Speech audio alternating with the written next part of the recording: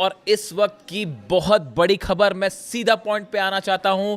Iran ने अपने defence system से अमेरिका की टॉम हॉक मिसाइल को गिराने का दावा किया है। देखिए, ये बहुत बड़ी खबर है। जो लोग डिफेंस इंडस्ट्री से जुड़े हैं, जो इस बात का मतलब समझते हैं कि अगर अमेरिका की टॉम हॉक मिसाइल तबाह करता है ईरान, तो ये ईरान की इस जंग की सबसे बड़ी कामयाबी में से एक है। देखिए, ऑलरेडी अमेरिका इस बात से हैरान है, डोनाल्ड ट्रंप परेशान है, पीट हेगसेथ हैरान है कि कैसे ईरान की जो मिसाइल्स हैं उसने पेट्रियट सिस्टम तबाह कर दिया है, थार्ड सिस्टम तबाह कर दिया है। और उसके बाद अब खबर आ रही है कि अमेरिका की टॉम हॉक मिसाइल को मार गिराया है ईरान ने। जो खबर है पहले उसकी चर्चा करें। The Islamic Revolutionary Guard Corps claims its air defence unit intercepted and destroyed a US made Tomahawk cruise missile over Khanuj in Iran Kerman province before it could reach its target. Iran ने यह दावा किया है जो केरमनशाह province है वहां पर एक टॉमहॉक मिसाइल दागी गई थी जिसे ईरान के डिफेंस सिस्टम ने तबाह कर दिया है। According to Press TV, the missile was detected, tracked and neutralised by Iran's air defence unit during ongoing US military strikes. जो खबरें ईरान में हैं, ईरान का जो प्रेस ये दावा कर रहा है कि इस मिसाइल को डिटेक्ट किया गया, डिफेंस मिसाइल फायर की गई और इसे डिस्ट्रॉय कर दिया गया हवा में। देखिए, टॉम हॉक वो मिसाइल है जो अमेरिका की सबसे डेडली क्रूज मिसाइल मानी जाती है। और जब इस तरह की खबरें आ रही थी कि यूक्रेन में टॉम हॉक मिसाइल तैनात होने वाली हैं, तो पुतिन ने जो है वो हाहाकार मचा दिया था कि अगर यहाँ पर आई तो मैं हमला कर दूंगा सीधा यूरोप पर। यहाँ तक धमकी दे दी थी उन्होंने। अब ऐसे में आप देखिए, ईरान का ये दावा है टॉम हॉक मिसाइल गिराने का। आप एक बार, अगर टॉम हॉक मिसाइल इतना अहम क्यों है ये पूरा मामला, अगर आप टॉम हॉक मिसाइल्स की जो फीचर्स हैं उस पर डिस्कशन करें। एक तो ये अपने साथ करीब 500 किलो तक का वॉरहेड लेके जा सकती है, यानी 500 किलो तक का बॉम्ब अपने साथ लेके जो है वो ट्रैवल कर सकती है। इसकी स्पीड करीब 900 किलोमीटर प्रति घंटा है, इसकी रफ्तार है। ये बेहद कम ऊंचाई पर उड़ती है, क्रूज मिसाइल है, यानी महज कुछ मीटर ऊपर ज़मीन पर उड़ती है। इसकी वजह से इसे डिटेक्ट करना, डिस्ट्रॉय करना बेहद मुश्किल होता है। इसीलिए इसे डिटेक्ट करना बहुत बड़ा चैलेंज है। और टॉमहॉक मिसाइल्स के डिटेक्ट करने के बहुत ही कम एग्जांपल्स मिलेंगे अगर आप उसको सर्च भी करेंगे तो। इसमें नेविगेशन सिस्टम है, जीपीएस है, टेरेन मैपिंग है, डिजिटल मैप है, मैचिंग, ये सब जो टेक्नोलॉजीज़ हैं, terrain counting, matching, telecom technologies, ये इसको बेहद आधुनिक बनाती है। ये अपना रास्ता बदल सकती है, अपने टारगेट को खोज के हिट कर लेगी। यानी देखिए, ये ऐसी चीज़ है टॉमहॉक मिसाइल जो सबसे एडवांस मिसाइल्स में से एक है अमेरिका की, खास तौर पर जब शॉर्ट डिस्टेंस टारगेट की बात होती है। हम अभी आईसीबीएम की बात नहीं कर रहे या बैलिस्टिक मिसाइल्स की बात नहीं कर रहे हैं। ये जो शॉर्ट रेंज मिसाइल्स है जो कम डिस्टेंस से फायर की जाती है, इसमें बहुत ही ज़्यादा ये सटीक मानी जाती है। अब देखिए, ऐसे हालात में एक तो इसको बनाने में बहुत वक्त लगता है, करीब 2 साल लग जाते हैं एक मिसाइल बनाने में, और 34 करोड़ के करीब इसका खर्चा आता है, जो इसकी जो जानकारियाँ हैं। अब देखिए, इस पे जो है, इसको डिटेक्ट करने का मतलब ये है कि ईरान के पास, देखिए, ईरान ने दरअसल पिछले, अगर आप 7 दिन की बात करें हमलों की, देखिए कभी भी कोई भी खबर को जब आप एनालाइज करते हैं तो 2 तरीके से, 2 स्तर पर होती है। एक तो पत्रकार की तरह मैंने आपको खबर बता दी साहब कि कुवैत पर हमला हो गया, वहाँ पेट्रियट तबाह हो गया, फिर जो है जॉर्डन में हमले हुए, वहाँ थार्ड सिस्टम तबाह हो गया, इस तरह की बातें। एक होती है आप उसको एक्सपर्ट्स के साथ चर्चा करते हैं, उसको समझने की कोशिश करते हैं कि इसके क्या मायने हैं, यानी आप उसका एनालिसिस करते हैं। देखिए, आज एक, मैं सुबह अपना वीडियो जो मैंने डाला, सुबह वीडियो, सीरैम सिस्टम जो है अमेरिका का, वो तबाह किया गया। सीरैम सिस्टम जो कि ड्रोन्स को डिटेक्ट करने में काम आता है, लेज़र की इसमें तकनीक होती है, इस्तेमाल किया जाता है, उसको तबाह किया, ऐसा दावे ईरान के हैं। उसमें बड़े सारे कमेंट आए कि आप जो है ये नहीं बताते हो कि ईरान में कितनी तबाही हुई, आप अमेरिका की तबाही ज़्यादा क्यों बताते हो। मैं इसका एक जवाब देना चाहता हूँ। देखिए, आप अगर मीडिया को देखेंगे तो आपको बड़ी आसानी से ये डिटेल्स मिल जाएंगे कि ईरान में कहाँ हमला हुआ है, ईरान में क्या तबाह हुआ है, ये बताने वाले आपके पास बहुत सारे सोर्स हैं। लेकिन अमेरिका में कितना नुकसान हुआ है, इजराइल में, ये बताना एक तो बड़ा चैलेंजिंग काम है। देखिए, ये दावे करना बहुत ही, इसमें आपको मेहनत लगेगी, रिसर्च लगेगी, आपके सोर्सेज मजबूत होने चाहिए, तभी आप ये काम कर सकते हैं। इसीलिए हम एक कोशिश करते हैं कि आप तक वो खबर पहुंचाएं जो साधारण इजीली आप तक नहीं पहुंच पा रही है। दूसरी चीज़ ये है कि ईरान के जो हमले होते हैं अमेरिकन बेसिस पे या इजराइल में या मिडिल ईस्ट में, यहाँ से खबरें निकालना बड़ा मुश्किल हो जाता है, क्योंकि मीडिया कवरेज पर बैन लग जाती है इन देशों में कि आप जो है वो मीडिया कवर नहीं कर सकते। आप चाहे सऊदी अरब की बात कर लें, चाहे आप यूएई की बात कर लें, सब जगह निर्देश हो जाता है कि भाई इसको कवर मत करिए। इसी तरह का हाल जो है वो कुवैत में भी है, इजराइल से तस्वीरें बाहर आती नहीं है।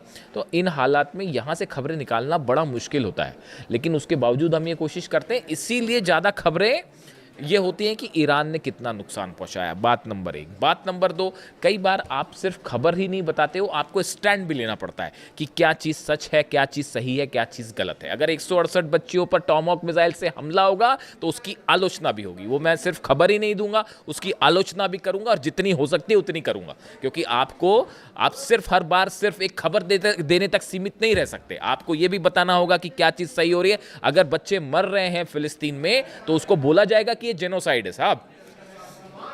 अगर छोटे छोटे बच्चे मर रहे हैं, 30,000 बच्चों को अगर फिलिस्तीन में भूखा मार दिया जाए तो वो सिर्फ खबर बताने तक कम से कम मैं तो सीमित नहीं रहूंगा। मैं ये भी बताऊंगा कि ये जेनोसाइड है और इसकी आलोचना की जानी चाहिए। ठीक है, तो ये भी बात होती है। दूसरा, आप जब खबरें निकालते हैं वो आपको पता ही है। देखिए, मैं इस बारे में कुछ नहीं कहना चाहता। ये इस वॉर के दौरान की करीब 20 से 25 खबरें ऐसी हैं जो हमने प्रिडिक्ट की और वो बिल्कुल सही हुई। जिस दिन अली खामेनी साहब पर अटैक हुआ था, इस तरह की चर्चाएं शुरू हो गई थी कि बस अब तो हार गया ईरान, अब तो हार गया ईरान। हिंदुस्तान में शायद इकलौता हमारा पॉडकास्ट है जिसमें हमने ये कहा था कि आप जंग करके देख लीजिए, ईरान कभी नहीं हारेगा। 5 महीने बाद आप कहाँ खड़े हैं देख लीजिए। हकीकत जानना चाह रहे हैं आप? थार्ड सिस्टम के ऊपर मिसाइल गिरी है, चेक कर लीजिए जाके। तस्वीरें आएंगी बाहर जब आएंगी सैटेलाइट से, ये मैं दावा कर रहा हूं आपको। थर्ड सिस्टम के ऊपर मिसाइल गिरी है। पेट्रियट सिस्टम 3 जगह तबाह हुए हैं। मुझसे कोई कह रहा था कि आप बार बार पेट्रियट, भाई साहब कुवैत में अलग पेट्रियट सिस्टम तबाह हुआ है, बहरीन में अलग तबाह हुआ है, जॉर्डन में तबाह हुआ है। जॉर्डन में तो जहां लगा था ना पेट्रियट सिस्टम, उसके ऊपर खुर्रमशहर 4 मिसाइल गिरी है। पता कर लीजिएगा जाके, अभी दावे आएंगे। 30 प्लेन पिछली बार गिरने की हमने बात कही थी, निकले 42 प्लेन्स गिर गए थे। और इस बार भी अभी बार बार हम कह रहे हैं कि जॉर्डन में बड़ा नुकसान हुआ है। F-15 एक गिरने की और एक जलने की बात आ रही है, अभी आप देखते जाइए। अभी जब ये सीनेट कमेटी बैठेगी और 6 महीने बाद बताएगी कि जॉर्डन के बेस पर क्या हुआ, कुवैत के बेस पर क्या हुआ, बहरीन के बेस पर क्या हुआ, तब पता चलेगा। लेटेस्ट जो अपडेट आ रही है कि कुवैत में जो है वो कुवैत की सेना का एक मिलिट्री का बेस है, उसके ऊपर ईरान ने हमला किया है। लेटेस्ट जानकारी बता रहा हूं मैं आपको। कुवैत में मिलिट्री बेस पर अटैक हुआ, लेकिन वो मिलिट्री बेस ऑपरेट अमेरिका कर रहा था, सैनिक अमेरिका के थे, वॉरहेड्स वहां पे जितने भी युद्ध से जुड़ी चीजें थी वो अमेरिका की थी। उसके ऊपर सीधा स्ट्राइक हुई है, मिलिट्री सेंटर के ऊपर सीधा कुवैत पे स्ट्राइक हुई है। और ईरान का दावा है बड़ी संख्या में वहां भी सोल्जर्स घायल हुए अमेरिका के। अब ये बातें कोई स्वीकार करेगा नहीं, लेकिन निकल के आती हैं, तो आपको ये सब चीजें कैलकुलेट करनी पड़ेगी कि भाई कैसे हुआ। इसीलिए ये टॉमहॉक मिसाइल वाला जो है, देखिए, अगर आपने टॉमहॉक मिसाइल मार के गिरा दी, मान लीजिए अगर ये खबर सच है जो ईरान दावे कर रहा है, ईरान के दावे जो हैं कि भाई हमने टॉमहॉक मिसाइल गिरा दी। अब अगर टॉमहॉक मिसाइल गिरा दी और अगर ये खबर सही निकल जाती है, तो आपको फिर ईरान के उन दावों को भी मारना पड़ेगा कि साहब थार्ड उड़ा दिया है और पेट्रियट उड़ा दिया है। फिर आप उसको भी मानिए। फिर आप इस बात में भी कोई आश्चर्य नहीं होगा कि वो जो कह रहा है कि भाई हैंगर्स में जो है F-15 जेट्स खड़े थे, हैंगर के ऊपर मिसाइल मारी और सब तबाह हो गए। वो धीरे धीरे सैटेलाइट तस्वीरें आनी शुरू हो गई हैं। इसीलिए इन खबरों का एनालिसिस जो है मुश्किल है थोड़ा सा। अब देखिए, ये जो अगर अमेरिका के हमलों की बात की जाए, जो अमेरिका ने स्ट्राइक्स की है पिछले 12 घंटे में, केशम आइलैंड्स पर हमले हैं, अहवाज में हमले हैं, खुजेस्तान में हमले हैं, लारक आइलैंड्स के पास हमले हैं, सिरीक पर हमले हैं, बंदर अब्बास में हमले हैं, अधिमेश में और ओमिदी है, ये वो इलाके हैं। करीब 15 इलाके ऐसे हैं जहां पर धमाकों की आवाज़ें हैं पिछले 12 घंटे के अंदर। तो ईरान पे तो स्ट्राइक हो ही रही है, लेकिन जब आप आ जाके सर्च करेंगे तो आपको दुनिया भर के अखबार, दुनिया भर की मीडिया आपको डिटेल बता देगी बड़ी आसानी से कि हाँ भाई, ईरान में जो इस जगह धमाके हुए, ईरान छुपाता भी नहीं उस बात को, बता देता है हाँ यहाँ हमारे हमले हुए हैं, इतने पुल तबाह हुए हैं।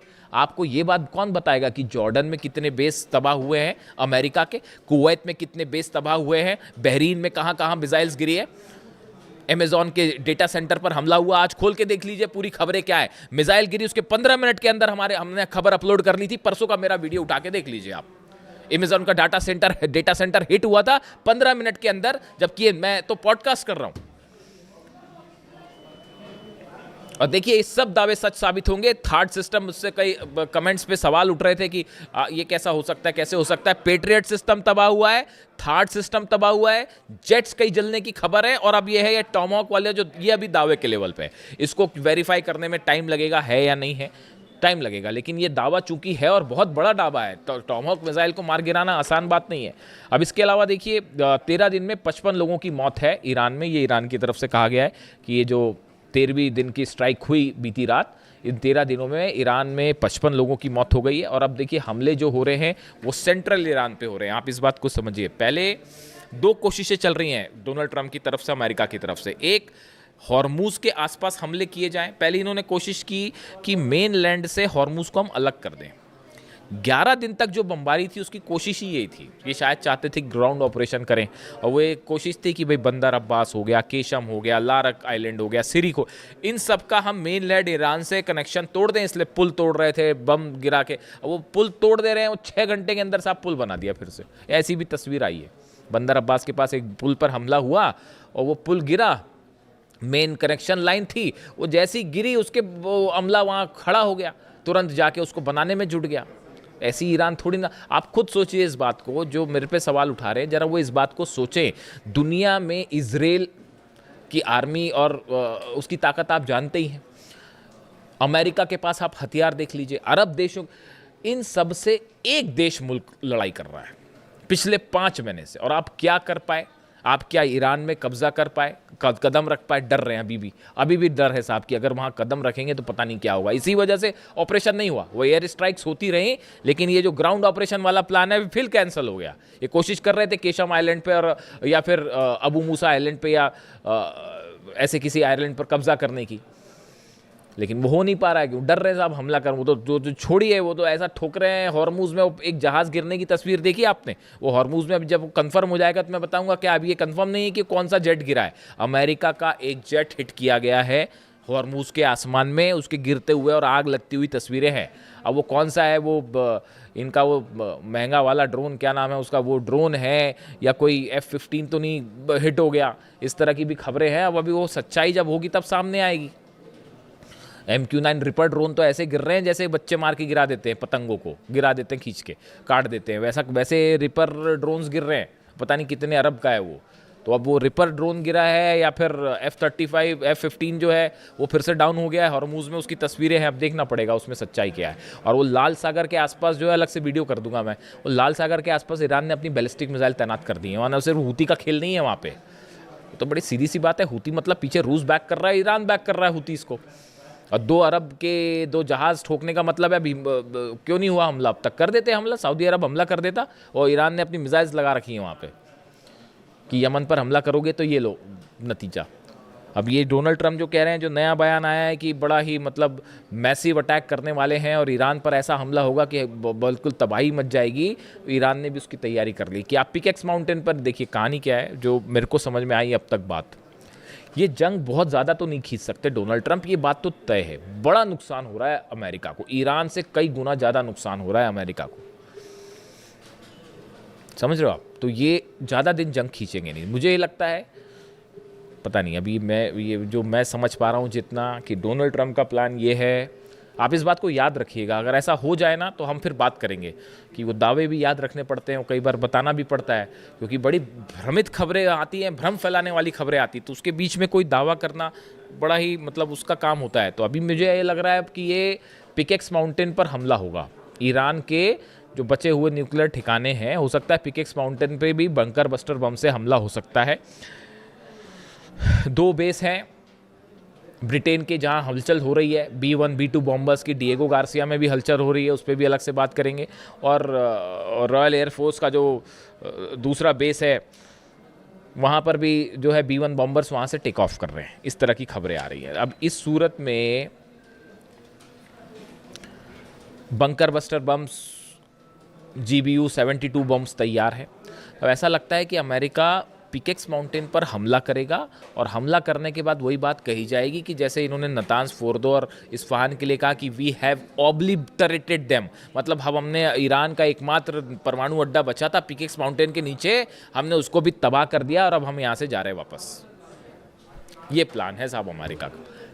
Plan number 1।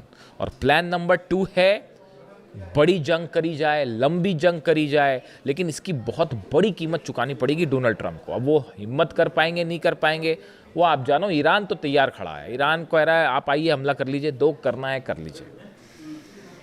आपने 28 तारीख को वो कर दिया है जिसके बाद ईरान के अंदर से डर खत्म हो चुका है। अली खामनी साहब को आपने असैसिनेट करके ईरान की 9 करोड़ जनता को आपने अली खामनी बना दिया है। हकीकत सिर्फ ये है। आप ईरान के लोगों के मेरे वीडियो में कमेंट्स आते हैं, जब इंटरनेट खुलता है वहाँ इलाकों में, तो वो वहाँ भी बड़ी अच्छा, ये मैं बड़ा शुक्रगुजार हूँ इस बात के लिए। मेरे पास ईरान से कमेंट आते हैं, I am so thankful for them. वो वहाँ पे ईरान में वीडियो देख रहे हैं, जो हिंदी जानते होंगे वो देख रहे हैं। एक भाई साहब का एक दिन कमेंट आया, वो तो बहुत ही बड़ी बात थी कि हम जो है वो तेहरान में आपका वीडियो देखते हैं और जो लोग फ़ारसी जानते हैं उनको उसका अर्थ समझाते हैं। ये तो बहुत ही बड़ा कॉम्प्लीमेंट था, बहुत ही बड़ी बात है। तो खैर, तो अब हालात ये है कि डोनाल्ड ट्रंप पिकेक्स माउंटेन पर हमला करने की तैयारी में, और ऐसी भी खबरें आ गई हैं कि ईरान की तरफ से बड़ी वार्निंग दे दी गई है कि अगर हमारे पिकेक्स माउंटेन पर हमला हुआ, जाग्रोस पर हमला हुआ, तो बाकी तो पता नहीं तेल अवीव नहीं बचेगा। तेल अवीव पे हम सीधा हमला करेंगे। वो ईरान ने अपनी प्लानिंग कर रखी है। मैं आपको बताऊंगा कैसे नेटो के बेसिस पर हमला होने वाला है, यूरोप कैसे खतरे की जद में है, और कैसे जो है वो तेल अवीव से सीधा इजराइल पर हमला कर देगा ईरान अगर पिकेक्स माउंटेन पर न्यूक्लियर सेंटर्स पर हमले होते हैं तो। लेकिन इस बीच बड़ा डेवलपमेंट ये है साहब कि अब्बास अराक्ची साहब की लावरोस से मुलाकात हुई है, रूस के विदेश मंत्री से, और चीन के विदेश मंत्री वांग यी से मुलाकात हुई है। SCO समिट हो रही है उसमें, और उसमें काफ़ी सारे डेवलपमेंट हैं। देखिए, बड़ी चीज़ें होती हैं जब आप डिप्लोमेसी की बात करते हैं।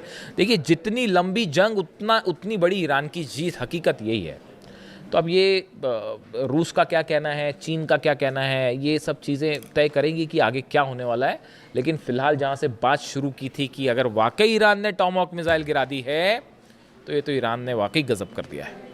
वीडियो कैसा लगा कमेंट करके ज़रूर बताएं। Thank you so much.